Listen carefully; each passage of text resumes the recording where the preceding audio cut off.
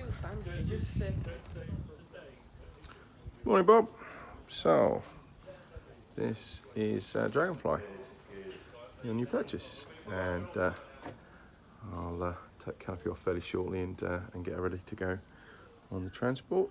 I have keys in my hand here. There's 2 ignition keys, 1 door key, and a remote control which turns the bathing platform lights and cockpit lights on and off.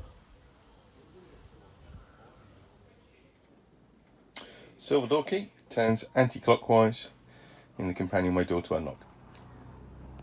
Left hand side of the companionway steps, or right hand side as you're walking aft, you have battery isolators, off when they're in the vertical position, on when they're horizontal. So that's on. You've also got a remote fuel shut off. That is your fuel cock. There's no other fuel cock on board the boat, so that turns off the fuel supply for the engine and for the heater. That's on, pushed in, off, pulled out. So just above that, you have control panel. So this is where the main breakers for all the electrical circuits on the boat live.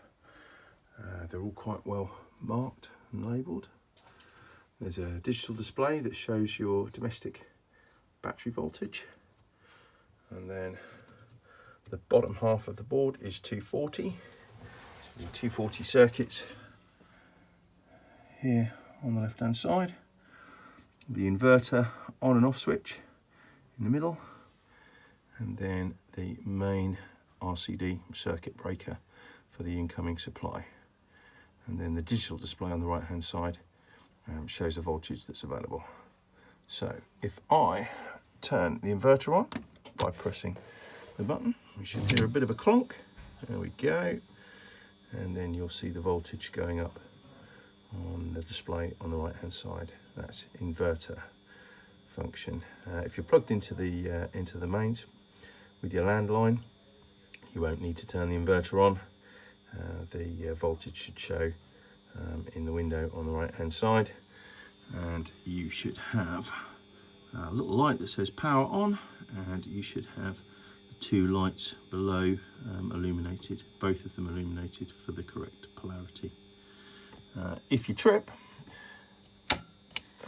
then lift this switch, which will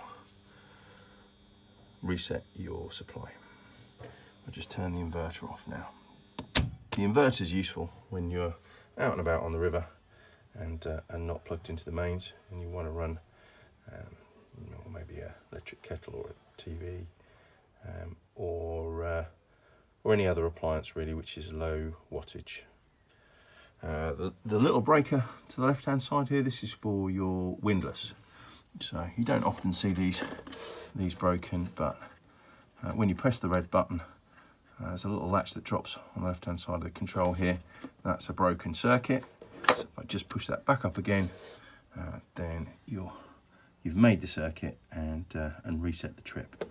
So little latch down, circuit's tripped, put the latch up, circuit is made and reset.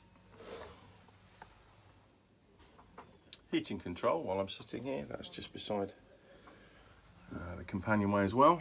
So this is the main heating controller. You turn the heating on, you press the heat symbol button on the right hand side of the control. That gives you a display that says 1 hour.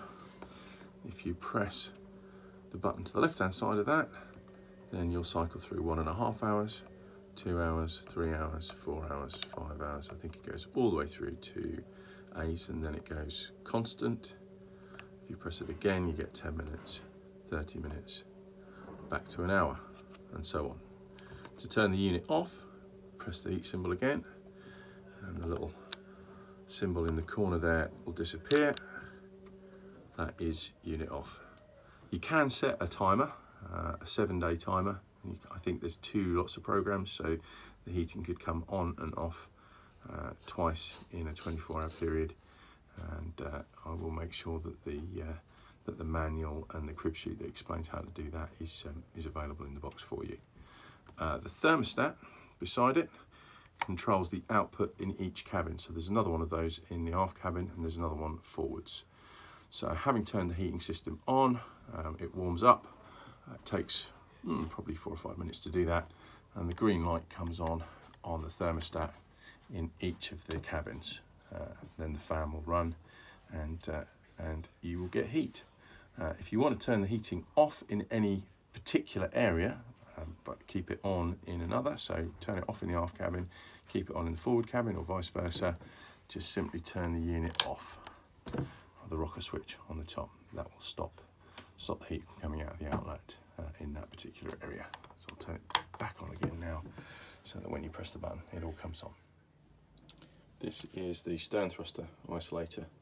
The stern thruster was added after the boat was built, so it has an additional isolator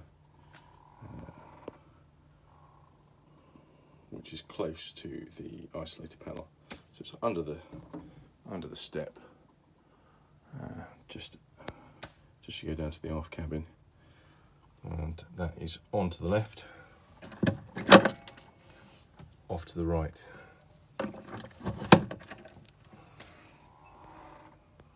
While I'm here looking at it, that is your manual bilge pump, and the handle for that is just inside the door of that isolator locker, and that is the manual handle for your anchor winch. Anchor winch is electric, but that's the manual handle.